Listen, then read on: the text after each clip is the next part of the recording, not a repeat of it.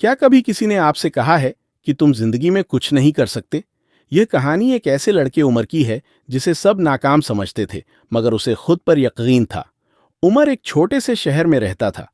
घर के हालात कमजोर थे। पिता की एक छोटी सी दुकान थी। जब भी वह बड़े ख्वाबों की बात करता, लोग उसका मजाक उड़ाते। उसने परीक्षा दी, मगर फेल हो गया। ताने मिले, मायूसी मिली, मगर उसने हार मानने के बजाय खुद को बदलने का फैसला किया।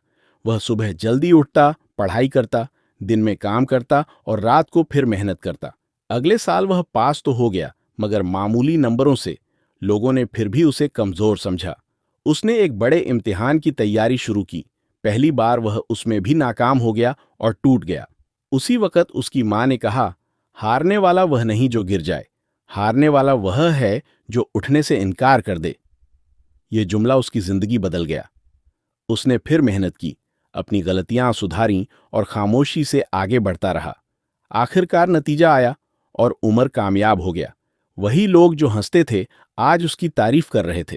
उमर ने कहा, नाकामी अंजाम नहीं होती, कहानी वहां खत्म होती है जहां इंसान कोशिश छोड़ देता है।